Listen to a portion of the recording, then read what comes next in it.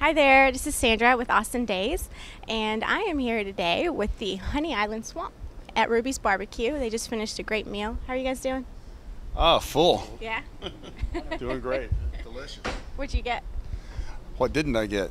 Let's see. I got the baby back ribs, the pulled pork, potato salad was banging. Banging? Banging. It was killer. Yeah. Everything was good. I think we covered all the bases. Everything here is it's a little different, in a good way, a little Good, spicier, and the pulled pork was like none I've ever had. It was amazing. It's awesome. And you guys had a good night last night. You played at Momo's and had I'm sure, a very outstanding crowd to support you. We had a great crowd. We had a great time. That's why the sunglasses are on. And it was fun, man. We love Austin. We love Momo's. Big shout out to our girl Barbara with Funky Bats promotion. Where you at? Funky Bats. Yeah.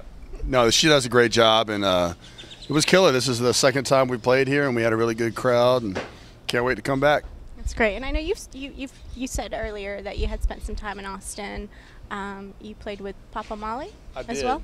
Yeah, I played bass for Papa Molly for a while, so I got to spend some months here in Austin, kind of when we were in and out off the road, man, and I love it.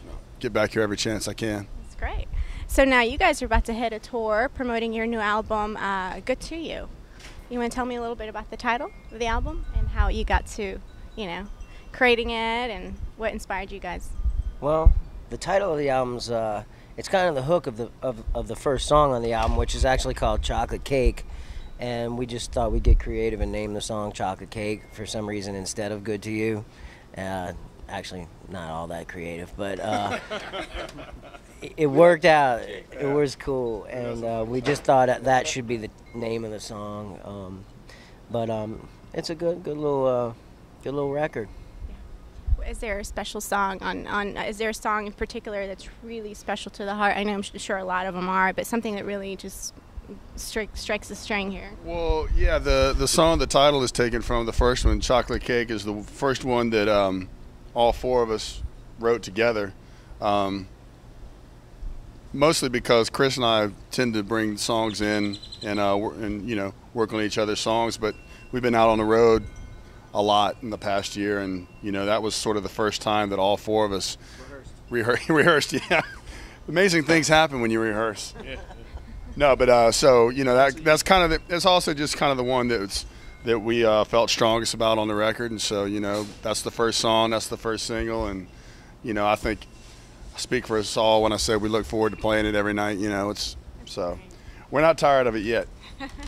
So you're going to the Northeast and then, other parts for the tour as well? We have, let's see, yeah, I guess next weekend we're going to be back in New Orleans, but then we're heading up first weekend in June to do Michael Arnone's Crawfish Festival up in New Jersey, which is a great festival, lots of New Orleans bands.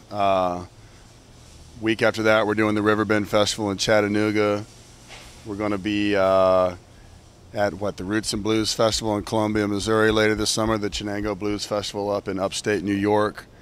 So yeah, we got some good people working hard for us, getting us on some good festivals, and we're going to be out there pushing this record. We're in the process right now of shopping this to some labels. So hey, if there's any labels out there, you want to get a close up on that? Anybody we haven't contacted yet? We're cheap and we're easy. So how did you guys come together? I'll let you share the love over here. Well, it's an oft-told story. Post-Katrina, the four of us found ourselves out in San Francisco. Of course, everyone from New Orleans was scattered in some direction, and we just happened to wind up in San Francisco. I have family there. Garland was there with some family connections. I think these guys were both touring with Eric Lindell at the time and found themselves in San Francisco, and through the process of just all the New Orleans Katrina evacuees, finding out who else was in town, we were like, okay, well, we're all here. Let's put together a little band. We got a drummer, we got a bass player, guitar, and It looked like we were gonna stay a while. kind of something to do, really, just kill time while we're in San Francisco. And we got a regular gig at the Boom Boom Room out there, Ray's Boom Boom Room. Not Ray's, that's New Orleans. The Boom Boom Room, and eventually we made it back home and just kind of kept the band going, and luckily it's done well. That's beautiful. So how would you define your music? What are your, your inspirations? What's the recipe here? You want to field that one? What's the recipe? What is the recipe? What is the recipe? One part. Well, I don't know. I think the recipe comes from the fact that we all come from different musical backgrounds. I mean, from what would you say your biggest influences are? Beer. Beer. Well, we all come from different musical backgrounds, and I think it's the whole melting pot that we all just contribute from all of our different backgrounds, and it's been a lot of fun. Been a lot of fun to do. I think one of my biggest influences was my dad, and maybe not so much as the teaching part of, but he had like this big musical library at the house with all these records, and I would just sit and listen to all kind of different music all the time. So I think that he was probably one of my biggest influences, just hanging around him and listening to music, you know. So if you guys were in the garage or hanging out at the house or on the road, what do you like to listen to on your own? I listen to a lot of old records. I like the classics and old blues records, chess records,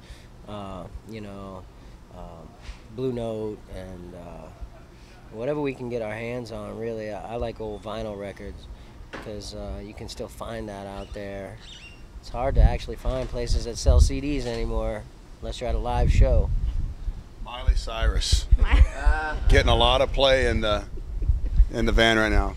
Call me, girl. Who likes to sing in the shower? Are you a shower singer? No, not really. I take baths. You take baths.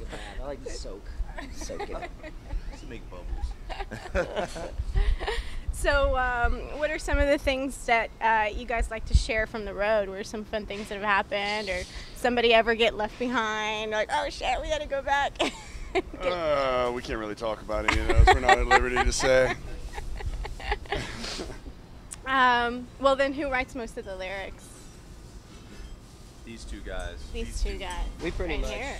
have had a lot of songs we wrote on our own, and then we'll bring it to the rest of the guys, and we'll make it sound like our band. Mm-hmm. So I'll write a song, bring it in, or he'll write a song and bring it in, and it'll just turn into what we do. One of them spells checks. The other one. Yeah.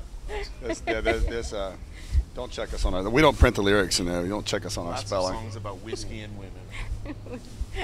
Yeah. You know, I do have a good road story actually. Yeah. It's not that great, but it's relevant to Austin because the last time we were here, we were playing at Momo's with another band from New Orleans, Papa Gross Funk, and we went down. It was the day of the first round of the playoffs. The Saints. Who dat?